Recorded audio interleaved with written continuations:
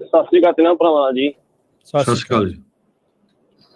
ਮੈਂ add on ਕਰਨਾ ਜਿਹੜੀ ਹਰਜੋਤ ਭਾਜੀ ਨੇ ਗੱਲ ਕੀਤੀ ਸੀ ਪਹਿਲਾਂ ਰਿਸੈਸ਼ਨ ਤੇ ਇਕਾਨਮੀ ਦੀ ਜਦੋਂ ਨਾ ਜਿੱਦਾਂ ਵਾਲ ਸਟਰੀਟ ਹੈ ਜਾਂ ਸਟਾਕ ਮਾਰਕੀਟ, ਆਪਾਂ ਇਕੱਲਾ ਵਾਲ ਸਟਰੀਟ ਤੇ ਸਟਾਕ ਮਾਰਕੀਟ ਨੂੰ ਦੇਖ ਕੇ ਕਹਿ ਨਹੀਂ ਸਕਦੇ ਵੀ ਕੰਟਰੀ ਦਾ ਹਾਲਾਤ ਕੀ ਆ ਜਾਂ ਇਕਾਨਮੀ ਦਾ ਹਾਲਾਤ ਕੀ ਆ, ਕਰਕੇ ਉਹ ਜਿਹੜੀ ਸਟਾਕ ਮਾਰਕੀਟ ਜਾਂ ਵਾਲ ਸਟਰੀਟ ਆ ਉਹ ਜਿਹੜੇ ਰਿਚ ਬੰਦੇ ਆ ਉਹ ਮੈਨੀਪੂਲੇਟ ਉਹਨੂੰ ਕਰਦੇ ਰਹਿੰਦੇ ਆ, ਇਨਫਲੇਟ ਕਰ ਦੇਣੀ, ਘਟਾ ਦੇਣੀ ਉਹਨਾਂ ਆਪਦੇ ਫਾਇਦੇ ਲਈ ਨਾ। ਸੋ ਲੋਕ ਜ਼ਿਆਦਾ ਦੇਖਦੇ ਆ ਵੀ ਸਟਾਕ ਵੱਧ ਗਿਆ ਘਟ ਗਿਆ, ਵੀ ਇਕਾਨਮੀ ਵਧੀ ਜਾਂਦੀ ਹੈ ਘਟੀ ਜਾਂਦੀ ਆ। ਸੋ ਆਪਾਂ ਉੱਥੇ ਨਹੀਂ ਇਕੱਲਾ ਕੰਸਨਟਰੇਟ ਕਰ ਸਕਦੇ ਹਾਂ, ਹੋਰ ਵੀ ਬਹੁਤ ਚੀਜ਼ਾਂ ਦੇਖਣੀਆਂ ਪੈਂਦੀਆਂ। ਪੂਰੀ ਸਟੋਰੀ ਸਟਾਕ ਮਾਰਕੀਟ ਤੇ ਨਹੀਂ ਪਤਾ ਲੱਗਦਾ ਨਾ। ਨਾਲੇ ਤੁਸੀਂ ਆਹ ਗੱਲ ਕਰ ਰਹੇ ਆ ਜਿੱਦਾਂ ਕਿੰਨੇ ਮਹੀਨਿਆਂ ਤੋਂ ਵੀ ਰਿਸੈਸ਼ਨ ਦਾ ਨਾ ਰਿਸੈਸ਼ਨ ਦੇ ਇੰਡੀਕੇਸ਼ਨ ਇਹ ਹੁੰਦੇ ਆ, ਮੈਂ ਜਿੱਦਾਂ ਸਮਝਦਾ ਵੀ ਜਦੋਂ ਲੋਕਾਂ ਲਈ ਖਾਣਾ ਪੀਣਾ ਲੈਣ ਨੂੰ ਔਖਾ ਹੋ ਜਾਵੇ, ਨਾਲੇ ਘਰ ਖਰੀਦਣ ਨੂੰ ਔਖਾ ਹੋ ਜਾਵੇ ਆਮ ਆਦਮੀ ਲਈ ਨਾ, ਆਮ ਲੋਕਾਂ ਲਈ, ਉਦੋਂ ਇੰਡੀਕੇਸ਼ਨ ਹੋਣ ਲੱਗ ਪੈਂਦਾ ਵੀ ਰਿਸੈਸ਼ਨ ਆਇਆ ਨਾ। ਨਾਲੇ ਜਿੱਦਾਂ ਹਰਜੋਤ ਭਾਈ ਗੱਲ ਕਰਦੇ ਵੀ ਕਈਆਂ ਨੇ ਆਪਾਂ ਦੇਖਿਆ ਰਿਸੈਸ਼ਨ ਜਿਹੜਾ ਪਹਿਲਾਂ ਆਇਆ ਸੀ 2008 ਵਿੱਚ ਨਾ, ਉਹਦੇ ਵਿੱਚ ਸਿਮਿਲਰਿਟੀ ਵੀ ਆ ਡਿਫਰੈਂਸ ਵੀ ਹੈਗੀਆਂ। ਤਾਂ ਜੇ ਆਪਾਂ ਗੱਲ ਕਰੀਏ ਜਿੱਦਾਂ ਸਿਮਿਲਰਿਟੀ ਹੈਗੀਆਂ ਵੀ ਉਦੋਂ ਵੀ ਦੋ ਜੰਗ ਲੱਗੇ ਸੀਗੇ ਨਾ, ਅਫਗਾਨਿਸਤਾਨ ਤੇ ਇਰਾਕ ਵਿੱਚ ਜੰਗ ਲੱਗੇ ਸੀਗੇ, ਲੜਾਈ ਲੱਗੀ ਸੀਗੀ। ਇਸ ਟਾਈਮ ਵੀ ਜੰਗ ਲੱਗੀ ਆ ਨਾ ਰੂਸ ਜੀ। ਹਾਊਸਿੰਗ ਮਾਰਕੀਟ ਬਹੁਤ ਜਿੱਦਾਂ ਡੈਗੀ ਸੀਗੀ ਨਾ, ਆਪਾਂ ਜਦੋਂ ਦੇਖਿਆ ਹਰਜੋਤ ਭਾਜੀ ਨੇ ਵੀ ਦੇਖਿਆ ਨਾ। ਨਾਲੇ ਜਿੱਦਾਂ ਪਰ ਦਾ ਡਿਫਰੈਂਸ ਇਹ ਆ ਭਾਜੀ ਨਾ, ਜਿੱਦਾਂ ਇਸ ਟਾਈਮ ਕੰਪਨੀਆਂ ਬਹੁਤ ਫੇਲ ਹੋਈਆਂ ਨਾ, ਉਸ ਟਾਈਮ ਤਾਂ ਕੰਪਨੀਆਂ ਨਹੀਂ ਫੇਲ ਹੋਈਆਂ ਸੀਗੀਆਂ। ਨਾਲੇ ਇਸ ਟਾਈਮ ਕਰੋਨਾ ਵਾਇਰਸ ਵੀ ਆਇਆ ਨਾ, ਉਹ ਵੀ ਡਿਫਰੈਂਸ ਆ। ਕਰੋਨਾ ਨੇ ਬਹੁਤ ਨੁਕਸਾਨ ਕੀਤਾ। ਜਿੱਦਾਂ ਰਿਸੈਸ਼ਨ ਤਾਂ ਕਰੋਨਾ ਤੋਂ ਪਹਿਲਾਂ ਸ਼ੁਰੂ ਹੋ ਗਿਆ ਸੀਗਾ ਨਾ, ਪਰ ਅਸਰ ਹੋਣ ਲੱਗਾ। ਜਿੱਦਾਂ ਜੇ ਕਰੋਨਾ ਨਾ ਵੀ ਆਉਂਦਾ ਫੇਰ ਵੀ ਆਪਾਂ ਕੀ ਪਤਾ ਰਿਸੈਸ਼ਨ ਵਿੱਚ ਚੱਲ ਜਾਣਾ ਸੀਗਾ ਨਾ। ਪਰ ਜਿੱਦਾਂ ਉਹ ਇਕਾਨਮੀ ਨੂੰ ਇਨਫਲੇਟ ਕਰੀ ਗਿਆ, ਜਿੱਦਾਂ ਤੁਸੀਂ ਰਾਜ ਭਾਈ ਗੱਲ ਕਰਦੇ ਜਿੱਦਾਂ ਵੀ ਸਟੇਰੋਇਡ ਦਾ ਟੀਕਾ ਲਾਈ ਗਿਆ ਉਦੋਂ ਉਹ ਸਰਵਾਈਵ ਕਰ ਗਿਆ। ਪਰ ਜੇ ਟੀਕੇ ਦਾ ਮਾੜਾ ਅਸਰ ਹੋਣਾ ਆਪਾਂ ਨੂੰ ਪਤਾ ਲੱਗਦਾ ਵੀ ਜਦੋਂ ਕਿ ਸਟੇਰੋਇਡ ਲਈ ਜਾਂਦੇ ਮਗਰੋਂ ਨੁਕਸਾਨ ਹੁੰਦਾ ਨਾ। ਸੋ ਇਹ ਗੱਲਾਂ ਜਿਹੜਾ ਡਿਫਰੈਂਸ ਆ ਨਾ। ਨਾਲੇ ਜਿੱਦਾਂ ਮੈਂ ਦੇਖਿਆ ਜਿੱਦਾਂ ਮੈਨੂੰ ਬਾਹਲਾ ਤਾਂ ਪਤਾ ਨਹੀਂ ਇਕਾਨਮੀ ਦਾ, ਜਾਂ ਮੈਂ ਪੜ੍ਹਿਆ ਵੀ ਨਹੀਂ ਇੰਨਾ ਨਾ, ਪਰ ਜਿੱਦਾਂ ਦਿਸ ਕੇ ਬੜੀ ਅਗਲੀ ਹੈ ਨਾ, ਬਹੁਤ ਬੈਡ ਹੋ ਸਕਦਾ ਕੰਮ। ਜਿੱਦਾਂ ਤੁਸੀਂ ਦੇਖਦੇ ਹਾਂਜੀ ਬਿਲਕੁਲ ਦੁਨੀਆ ਵਿੱਚ ਵੀ ਅਨਸਟੇਬਿਲਿਟੀ ਆ ਨਾ, ਕੰਟਰੀਆਂ ਕਿੰਨੀਆਂ ਦੇ ਇੱਕ ਦੂਜੇ ਨਾਲ ਸਿੰਘ ਫਸੇ ਆ ਨਾ, ਬਿਲਕੁਲ ਅਨਸਰਟਨਟੀ ਬਹੁਤ ਆ। ਸੋ ਥੈਂਕ ਯੂ ਅਮਰਜੀਤ ਜੀ, ਥੈਂਕ ਯੂ। ਸੋ ਆਪਣੇ ਕੋਲ ਕਾਲਰ ਹੋਰ ਵੀ ਬਥੇਰੇ ਨੇ। ਥੈਂਕ ਯੂ ਆਪਣੇ ਵਿਚਾਰ ਸਾਂਝੇ ਕਰਨ ਦੇ ਲਈ, ਬਹੁਤ ਸ਼ੁਕਰੀਆ। ਇਸ ਵਾਰੀ ਡਿਫਰੈਂਸ ਇਹ ਆ ਵੀ ਜਿਹੜਾ ਰਿਸੈਸ਼ਨ ਆ ਗਲੋਬਲੀ ਆ, ਪੂਰੀ ਦੁਨੀਆ ਦਾ ਭੱਠਾ। ਚਾਈਨਾ ਦਾ ਬੜਾ ਬੁਰਾ ਹਾਲ ਆ। ਇਹ 2010 ਨਾਲੋਂ ਡਿਫਰੈਂਟ ਆ। ਹਾਂ 2010 ਦੇ ਵਿੱਚ ਜ਼ਿਆਦਾ ਰੀਅਲ ਏਸਟੇਟ ਵਾਲੀਆਂ ਕੰਪਨੀਆਂ ਬੰਦ ਹੋਈਆਂ ਸੀ। ਹੁਣ ਰਾਈਟ ਨਾਓ ਜਿਹੜਾ ਆਪਾਂ ਦੇਖ ਰਹੇ ਹਾਂ ਵੀ ਇੱਥੇ ਜਿਹੜਾ ਟਰੱਕਿੰਗ ਦੇ ਨਾਲ ਹੋਰ ਕਈ ਕੰਪਨੀਆਂ ਦੇ ਉੱਤੇ ਜਿਹੜਾ ਟੈਕ ਦੇ ਉੱਤੇ ਕਿੰਨਾ ਅਸਰ ਜਿਹੜਾ ਪੈ ਰਿਹਾ। ਜੀ 2008 ਦੇ ਵਿੱਚ ਬੈਂਕ ਸਾਰਿਆਂ ਨੂੰ ਜ਼ਿਆਦਾ ਬੰਦ ਹੋਏ ਸੀ, 960 ਬੈਂਕ ਬੰਦ ਹੋਏ ਸੀਗੇ, ਪਰ ਐਸ ਕਿਸੇ ਬੈਂਕ ਨੂੰ ਕੋਈ ਅਸਰ ਨਹੀਂਗਾ, ਕਿਉਂਕਿ ਸਾਰੇ ਬੈਂਕ ਜਿਹੜੇ ਬੜੇ ਸਟ੍ਰਿਕਟ ਸੀਗੇ। ਹਾਂ ਹੈਗੇ ਆ ਥੋੜੇ ਲੀਸਿੰਗ ਕੰਪਨੀਆਂ ਹੈਗੀਆਂ ਜਿਨ੍ਹਾਂ ਨੇ ਪ੍ਰੋਬਲਮ ਖੜੀ ਹੋਣੀ ਆ ਜਾਂ ਹੋ ਰਹੀ ਆ, ਪਰ ਮੈਜੋਰਟੀ ਜਿਹੜੇ ਆ ਉਹ ਪ੍ਰੋਬਲਮ ਉਦੋਂ ਬੈਂਕਾਂ ਦੀ ਬਹੁਤ ਵੱਡੀ ਸੀ। ਬਿਲਕੁਲ ਜੀ। ਆਪਣੇ ਅਗਲੇ ਕਾਲਰ ਜੁੜੇ ਨੇ ਜੀ ਆਪਣੇ ਨਾਲ, ਪ੍ਰੇਮ ਜੀ, ਸਤਿ ਸ਼੍ਰੀ ਅਕਾਲ। ਹੈਲੋ। ਹਾਂਜੀ ਸਤਿ ਸ਼੍ਰੀ ਅਕਾਲ ਜੀ।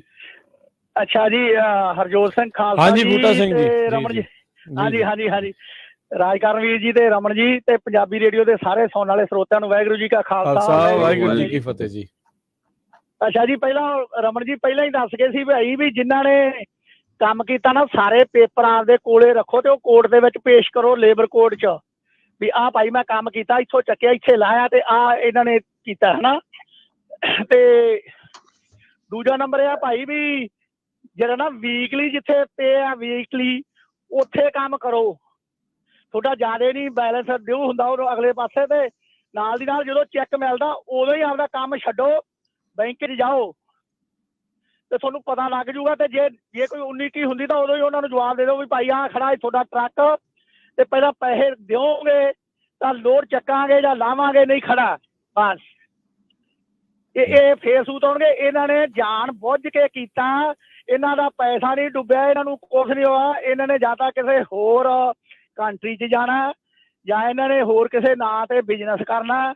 ਇਹਨਾਂ ਨੇ ਬਹੁਤ ਜਾਣ ਬੁੱਝ ਕੇ ਰਲ ਕੇ, ਜਿਵੇਂ ਕੱਲ ਗੱਲਾਂ ਚੱਲਦੀਆਂ ਸੀ ਵੀ ਪੁਲਿਸ ਵਾਲੇ ਨਹੀਂ ਉੱਥੋਂ ਵੜਨ ਦੇ, ਡਰਾਈਵਰਾਂ ਨੂੰ ਸਮਾਨ ਨਹੀਂ ਚੱਕਣ ਦਿੰਦੇ ਸੀ, ਇਹ ਗਿਣੀ ਮਿਥੀ ਸਾਜ਼ਿਸ਼ ਆ ਕਿਸੇ ਲੀਡਰ ਨਾਲ ਵੀ ਰਲ ਕੇ ਜੀ ਵਕੀਲ ਵਕੂਲ ਨਾਲ ਪੂਰਾ ਕਰਕੇ ਕੀਤਾ। ਇਹ ਬੰਦੇ ਨੇ ਪੂਰਾ ਐਕਸਪਲਟ ਆ, ਜਾਣ ਬੁੱਝ ਕੇ ਕੀਤਾ। ਉਹਨੇ ਦੀ ਪ੍ਰਾਪਰਟੀ ਉਹਨਾਂ ਆਖੇ ਲੈਣ ਦੇ ਦੇਣਦਾਰੀਆਂ ਤੇ ਉਹਦੀਆਂ ਲੈਣਦਾਰੀਆਂ ਹਨਾ ਪ੍ਰਾਪਰਟੀ ਇਹਨਾਂ ਕੋਲੇ। ਪਰ ਇਹਨਾਂ ਨੇ ਨਾ ਗਲਤੀ ਕੀਤੀ ਆ। ਪੇਪਰ ਸਾਰੇ ਇਕੱਠੇ ਰੱਖ ਕੇ ਕੰਮ ਕੋਰਟ ਦੇ ਲੇਬਰ ਕੋਰਟ 'ਚ ਜਾਓ ਤੇ ਇਕੱਠੇ ਹੋ ਕੇ ਕਰੋ ਵਕੀਲ, ਤੇ ਤੁਹਾਨੂੰ ਮਿਲੂਗਾ ਜ਼ਰੂਰ। ਤੇ ਨਾਲ ਇਹ ਜਿੱਥੇ ਕਿਤੇ ਹੋਰ ਕੋਈ ਕੰਪਨੀ ਜਾਂ ਕੋਈ ਹੋਰ ਬਿਜ਼ਨਸ ਉਸ ਖੋਲ੍ਹਣ ਦਾ ਉਹਦਾ ਖਿਆਲ ਰੱਖੋ। ਇਹ ਕਰਨਾ ਇਹਨਾਂ ਨੇ ਕੰਮ ਇਹ ਆ, ਜਾਂ ਪੈਸੇ ਲੈ ਕੇ ਇੰਡੀਆ ਭੱਜਣਗੇ। ਗੱਲਾਂ ਦੋ ਆ, ਪੈਸੇ ਇਹਨਾਂ ਦੇ ਕਿਤੇ ਨਹੀਂ ਗਏ। ਬੈਂਕਾਂ ਦੇ ਅਕਾਊਂਟ ਚੈੱਕ ਕਰਾਓ ਇਹਨਾਂ ਦੇ ਕਿੱਥੇ ਕਿੱਥੇ ਪੈਸੇ ਆ, ਕਿੱਥੇ ਇਹਨਾਂ ਨੇ ਟ੍ਰਾਂਜੈਕਸ਼ਨ ਕਰਾਈਆਂ। ਇਦਾਂ ਚੈੱਕ ਨਹੀਂ ਨਾ ਸਾਡੇ ਕਿਸੇ ਕਰਦਾ। ਤੁਹਾਡੀ ਸਹੀ ਆ। ਇਹ ਜੇ ਇਹ ਕਿਤੇ ਇਦਾਂ ਹੁਣ ਆਪਣੀ ਕੌਮ ਇਕੱਠੀ ਕਰਕੇ ਇਦਾਂ ਕਰਨ ਲੱਗ ਪੈਣ ਵੀ ਜੀ ਇੱਕ ਬੰਦੇ ਨੇ ਬੈਂਕਰਪਸੀ ਕੀਤੀ ਹੈ, ਜਾਂ ਬੈਂਕਰਪਸੀ ਇੱਕ ਦਿਨ 'ਚ ਨਹੀਂ ਹੁੰਦੀ, ਉਹ ਬੜੀ ਪਲਾਨਿੰਗ ਨਾਲ ਹੁੰਦੀ ਆ 5-7 ਮਹੀਨਿਆਂ 'ਚ ਹਨਾ। ਤੇ ਮੁੜ ਕੇ ਵੀ ਜੀ ਇਹ ਨਵੇਂ ਨਾਂ ਤੇ ਕੰਪਨੀ ਹੋਰ ਖੋਲ ਲਈ, ਅਸੀਂ ਨਹੀਂ ਕੰਮ ਕਰਨਾ, ਤਾਂ ਫੇਰ ਲੈਸਨ ਇਹ ਹੋ ਸਕਦਾ ਆ ਜੀ। ਅਗਲੇ ਕਾਲਰ ਆਪਣੇ ਨਾਲ ਜੁੜੇ ਨੇ, ਕਰਨ, ਸਤਿ ਸ਼੍ਰੀ ਅਕਾਲ। ਹਾਂਜੀ ਸਤਿ ਸ਼੍ਰੀ ਅਕਾਲ ਜੀ ਸਾਰਿਆਂ ਵੀਰਿਆਂ ਨੂੰ। ਸਤਿ ਸ਼੍ਰੀ ਅਕਾਲ। ਸਤਿ ਸ਼੍ਰੀ ਅਕਾਲ।